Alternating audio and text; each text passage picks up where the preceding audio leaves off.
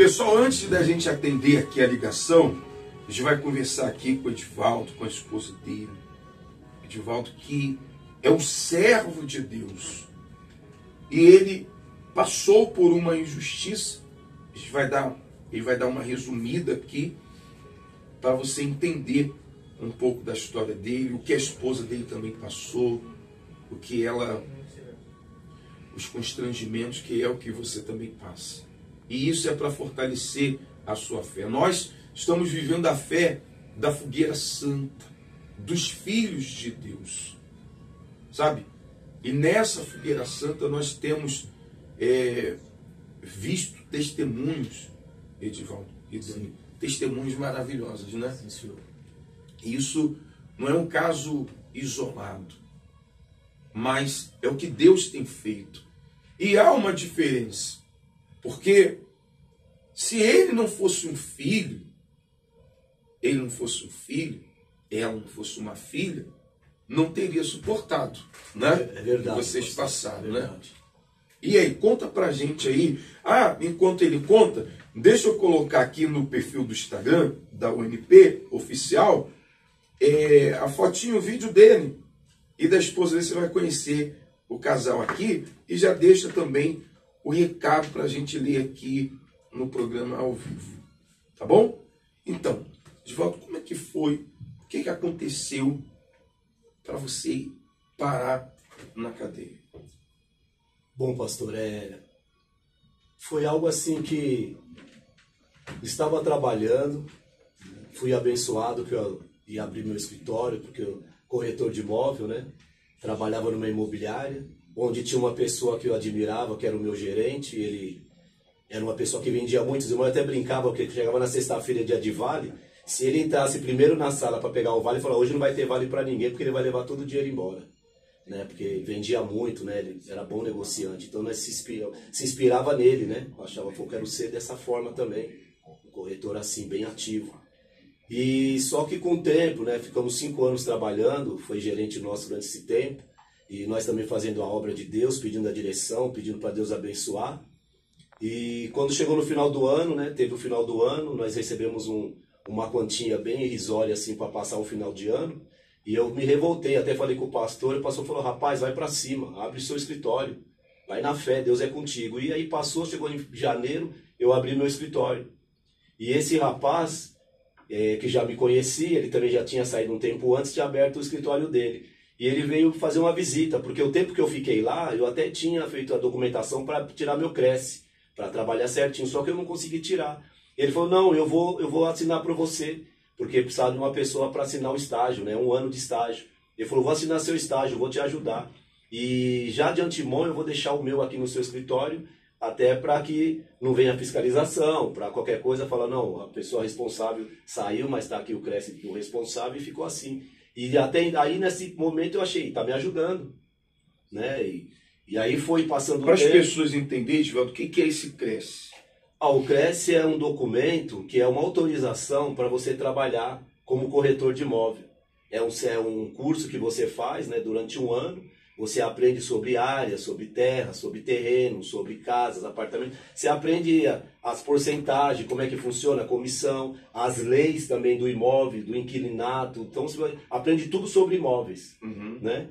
E aí tem que fazer esse curso para estar apto a trabalhar. E quando você termina o curso, você recebe um documento, que é a sua identidade, que é o Cresce, né? Que é uma credencial para você trabalhar com os imóveis. Então você pega o diploma, fica no seu escritório, e sempre tem a fiscalização dos delegados do Cresce, que vai naquele. Tem muitos corretores, tem muitas imobiliárias que não tem o Cresce, pessoas que começam a vender do jeito deles e faz vendas às vezes até que de formas que até prejudicam o próprio corretor que estudou para aquilo, e a pessoa faz venda de qualquer jeito, não sabe avaliar o imóvel, qual o valor. Então tem o Cresce para poder separar essa classe. Então, se você não tem, você toma multa, é pena alternativa, é cesta básica, e pode dar até prisão também por trabalhar errado. E ele começou a assinar, e eu falei: beleza, tudo bem. Só que como trabalho na obra, na época eu era responsável dos obreiros, da sede, é muita responsabilidade também na igreja. Eu falava: vai ficar o final de semana, uma sexta-feira, saía para ir para a igreja, ele ficava no escritório. Ele falou: não, estou com os imóveis que entrou para mim, eu estou com algumas unidades e para ser vendidas. E a pessoa dá uma entrada, né? Ia dar uma entrada e fazia o financiamento restante pela Caixa Econômica Federal. Depois que eu fiquei sabendo agora, depois que tudo que aconteceu, eu fiquei sabendo que era a faixa 1. São imóveis que não pode ser vendido. Que é Caixa Econômica Federal, já diz, é federal, né? Não tem. Isso aí é para pessoa de baixa renda e eles são dados para essas pessoas com uma prestação bem mínima, né? De pessoal de baixa renda, para eles poderem ter sua casa própria. Então não podia ser vendido. E ele pegou e falou, não, pode vender, e levou nós até o local. Eu vi os prédios sendo construídos, eu vi as documentação, só que nós nunca entrávamos no condomínio, que ele falou assim, não podemos entrar porque nós não temos uma IPI, que é os equipamentos para entrar dentro do prédio, porque estava... De segurança. Isso. Da engenharia da segurança, né? E então o que acontece? Falou, poxa, se ele que trabalhou comigo está dizendo, eu acreditei na palavra dele. E foi, eu tinha mais 3 pessoas que trabalhavam para mim, falei, então nós vamos vender, e nós tínhamos uma comissão, né, acima do... E você na inocência, na boa fé? Na boa fé, falei, poxa, tá ligado, vamos trabalhar. Ele falou, quando nós terminarmos esse aqui, nós temos outros para vender, que vai entrar, a gerente que está comigo da Caixa vai passar outros imóveis. Falei, bacana. E na época também eu era candidato a vereador de São Paulo, 2011 para 2012, naquela época. Eu falei, poxa, vai até ajudar na campanha, que mais que o pessoal precisa é de casa própria. Eu falei, eu vendendo e a pessoa recebendo o imóvel, a família toda vai votar em mim. Então a minha ilusão é de conseguir até voto para a minha campanha. E assim foi feito. Só que eu comprei um imóvel para mim também, peguei um valor que eu tinha, vendi um carro, peguei um imóvel que era para mim, minha filha estava para casar, eu peguei um para minha filha também. Sim, fiz a reserva, né? Porque imóvel nós não tínhamos, quem estava construindo. Chegou no final de 2013, quando eles ficaram semi-prontos, faltava pouca coisa para fazer, houve uma invasão. O povo invadiu os imóveis. Aí saiu na televisão e apareceu, sabe, foi uma repercussão muito grande. E ali foi quando eu fiquei sabendo que os imóveis não poderiam ser vendidos. Até porque o pessoal estava aguardando a chamada para receber os imóveis. E aí o povo que comprou na imobiliária, através que fez o contrato com ele, e eu por ser estagiário, ele que assinava os recibos, só que o dinheiro ia para minha conta, porque minha conta era Caixa Econômica. Ele falou, não, a conta da Caixa dá mais credibilidade, fica mais fácil para eu fazer a transação com o banco. E então o pessoal depositava, eu ia lá com ele, tirava o dinheiro e passava para outra conta. E aí as pessoas começaram a vir na minha imobiliária.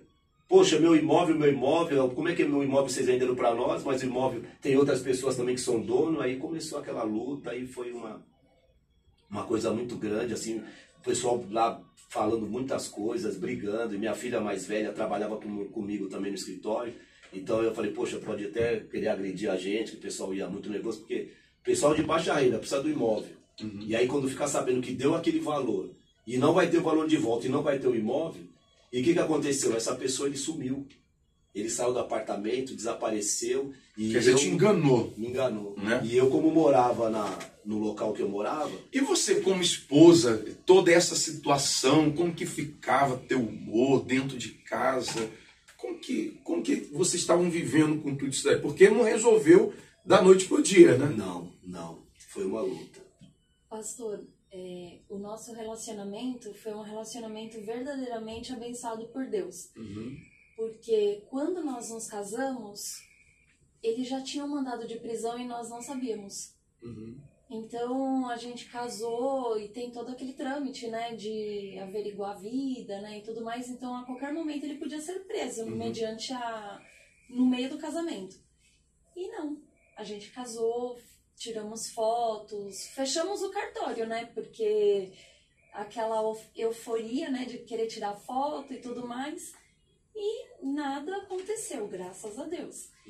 Aí um belo dia a gente cismou de ir no cartório eleitoral para mudar o título. Aí também a gente foi, não aconteceu nada, mandato de prisão, nada. E quando eu comento isso, as pessoas falam, mas como que isso pode acontecer? Porque a qualquer momento já tinha mandado de prisão, então o cartório averigua tudo. E com vocês não aconteceram nada, porque Deus nos guardou. Mas por que Deus nos guardou? Porque a gente sempre foi fiel, a gente sempre foi temente, a gente em nenhum momento blasfemava. Por causa da situação. A gente sempre com temor a Deus, né? E quando aconteceu essa situação com meu esposo, nós não nos conhecíamos, né?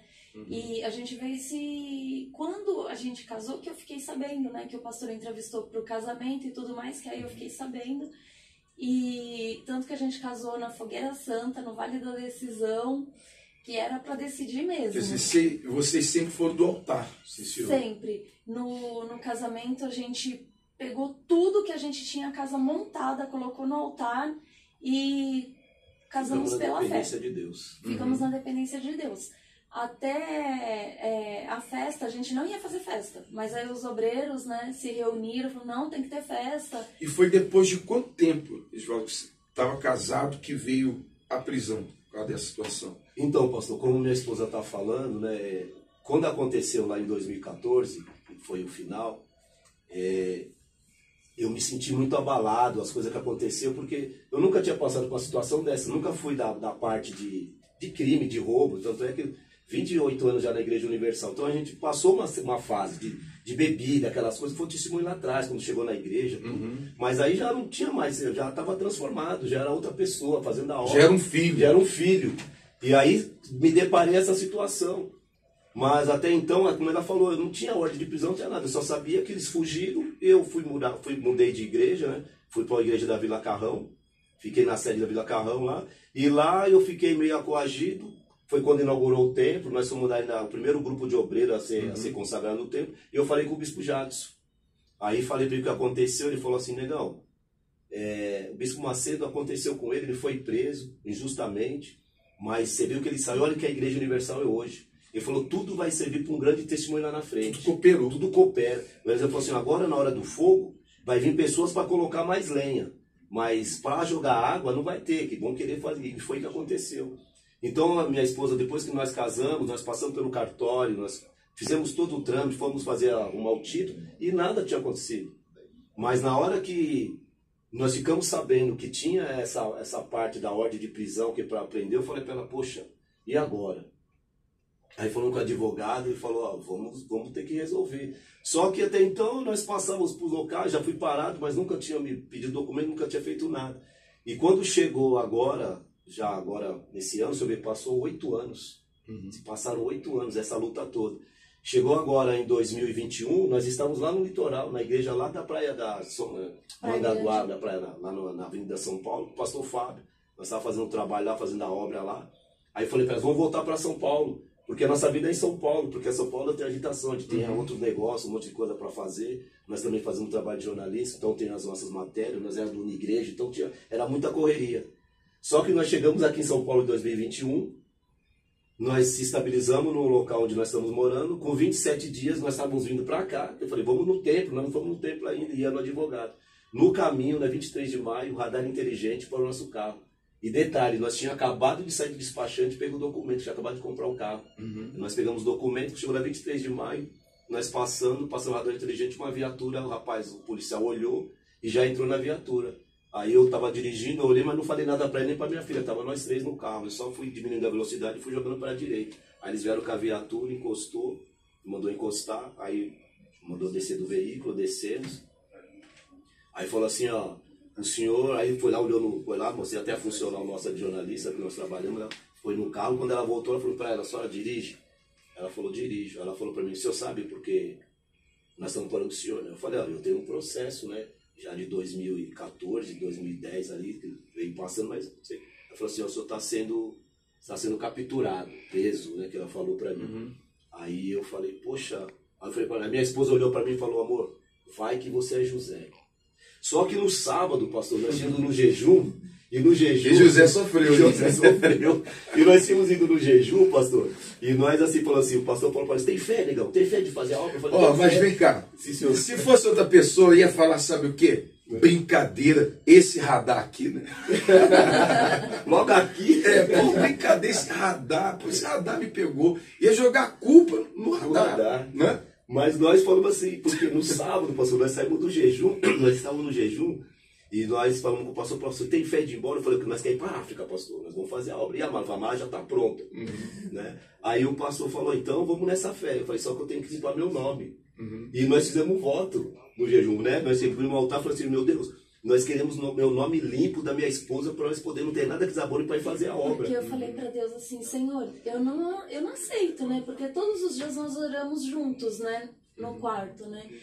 E eu sempre falava que eu não aceitava mais, né, essa vergonha, essa marca, né, que o diabo queria colocar no meu esposo.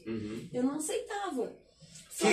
Foi devido a uma injustiça. Devido a uma Isso. injustiça. Né? E assim, e embora eu não estava junto dele naquela época, mas eu vivi todo o sofrimento dele. Então, assim, por mais que a gente ore, por mais que a gente se consagre, somos carne, né? A carne Nós temos a humanidade. Né? grita, né? Então eu via o sofrimento dele e aquele sofrimento dele mexia comigo. Então eu orava mais, eu jejuava mais.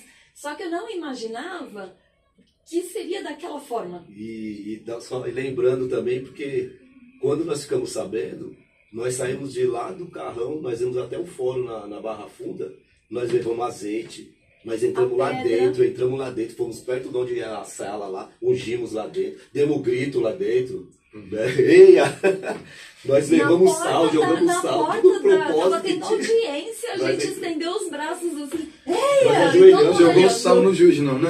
Ai, olha, pastor. Nós ajoelhamos dentro, lá dentro do fórum, né? Ajoelhamos com os braços levantados, determinando. A gente manifestou a fé de tudo quanto era forma. E foi assim, pastor. Porque Não se revoltou, né, contra Deus, né? Não, senhor. Tá aí a diferença da pessoa quando ela nasce de Deus. Ela olha para a situação e ela diz, como a Dani disse, olha, vai lá, você é o José. Sim. E todo mundo conhece a história de José da Bíblia, né? Quer dizer, escravo, vendido lá pelos irmãos, foi parar na prisão. Mas até lá na prisão está escrito que o chefe da prisão, ele entregou a prisão na mão de José. Bom, a gente vai ao intervalo, eu não sei não, hein? Eu acho que eu vou segurar aqui, eu vou cortar aqui o testemunho deles aqui, para a gente ter uma segunda parte, só para você ficar curioso aí. Vamos no intervalo, já já a gente volta falando também com quem? Com o Tiago, né? O Tiago, a história do Tiago já é outra coisa. Vamos combinar assim então? Sim, senhor. A segunda parte? Sim, senhor. Sim, senhor.